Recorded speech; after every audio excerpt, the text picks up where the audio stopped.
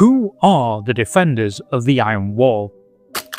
In 1902, the Lion of Persia, Sultan Malik, assumed the throne. His aggressive policy of warfare occasionally sees detachments of the million-strong garrison of the Great Iron Wall venturing beyond its gates to bring the mighty guns of the wall's artillery to bear on no man's land.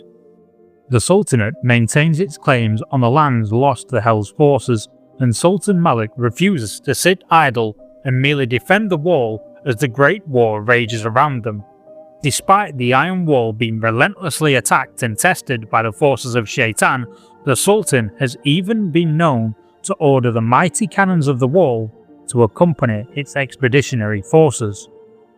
When at war, the defenders of the Iron Wall fully exploit their mastery of ranged combat, as all of its warriors are expert marksmen, often seeking out elevated positions to devastate the enemy with their siege Jezzail teams. When prepared and dug in, laying claim to the high ground, these defensive experts are nearly impossible to remove without dire cost to their enemies or concentrated effort. Even when an enemy champion weathers the storm of gunfire, their brazen bulls form a bulwark with which to turn back even the most well-planned enemy assaults. Even the troops of these warbands are hardened veterans, and their ranks include a greater number of sappers than other Sultanate warbands. The siege specialists of the Sapper Corps excel in the transportation of artillery, the use of explosive charges, and the fortification of allies and dismantling of enemy positions with uncanny efficiency. The Siladar are recruited from the personal guard of the Sultan to command the Iron Wall's forces. These warriors are a match for anyone on the battlefield, and as skilled and tactically minded as any Ubeze. However, they are much stronger and able to carry the heaviest weaponry with ease, and as capable as any field engineer. They are often equipped with armour and equipment only usually available to the sappers of other warbands. These commanders will lead their warbands with the assistance of 1 to 2 Janissary officers.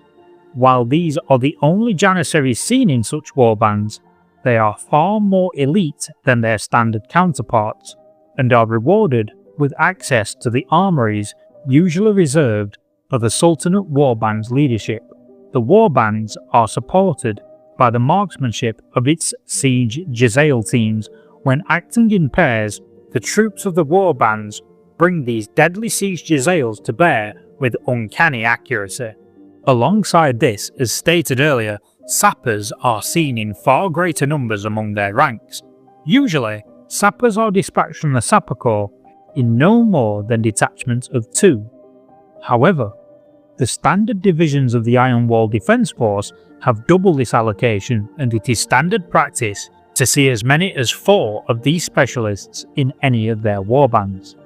While the enemy may occasionally be well prepared enough to exploit a weakness in the warband's battle lines, it would be folly to think that these artillery guns and dug-in positions could not react swiftly to the threat. While the brazen bulls are a true bulwark and mobile strongpoint, when a faster response is required, the Sipai automaton cavalry will race forward and charge down the threat to plug the defensive gap. These cavalry soldiers are equally as capable warriors as the legendary Mamluk Faris mercenaries, and quickly reinforce pressure points in the battle line. All of the soldiers of these warbands are trained in the marksmanship of the Iron Wall and are used to fighting from elevated positions, firing with an accuracy far greater than the benefits usually afforded by such an advantaged firing position. Though they are gifted marksmen with many abilities and access to soldiers and supplies not commonly seen in other warbands of the Iron Sultanate, they often operate far from the Sublime Gate. As a result, they forego the use of Lions of Jabir and their access to the Assassins of Alamut. This even impacts some of the equipment available to them, and renders the warbands unable to access the useful boons of the Cloak of Alamut and the Wind Amulets. In these warbands, the leadership of the Ubeze, usually seen in other warbands, is replaced by the Silhadar commanders. While the great cannons of the Iron Wall are a precious resource, up to 2 of them may be used in warbands of the defenders of the Iron Wall, either carried by a mighty brazen bull or fixed in place in dug-in positions. These cannons can shatter the strongest armour, fortifications or vehicles like glass, as the destructive power of these cannons ignores armour of all kinds. Even those that are not atomised by the blast are thrown like ragdolls in a tornado and flung in all directions.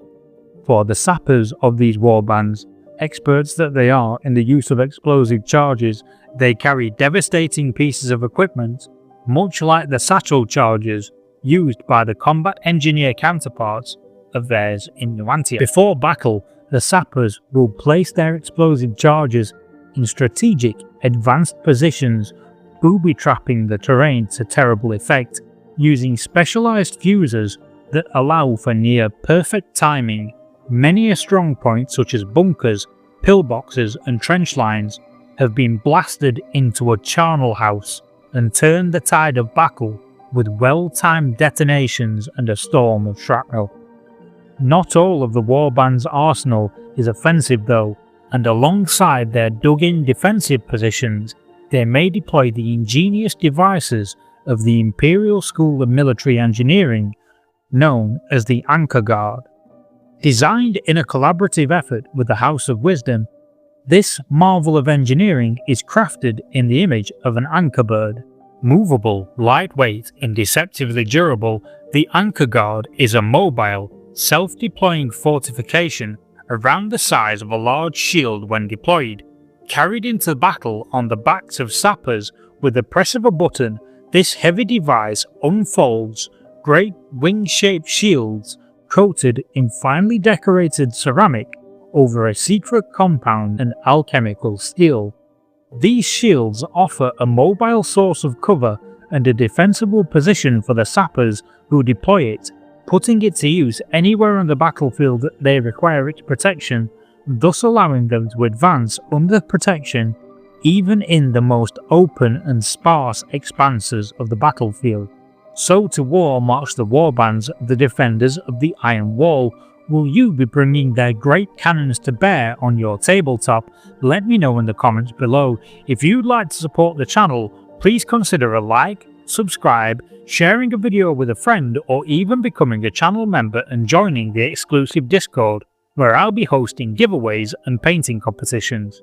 If you'd like to discover the lore of the Church's answer to the might of its demonic enemies, click the link to your left to discover the lore of the Communicants, or to find out how the demons swarmed the skies and scattered the faithful after the First Heresy, click the link to your right to discover the lore of the Pit Locusts.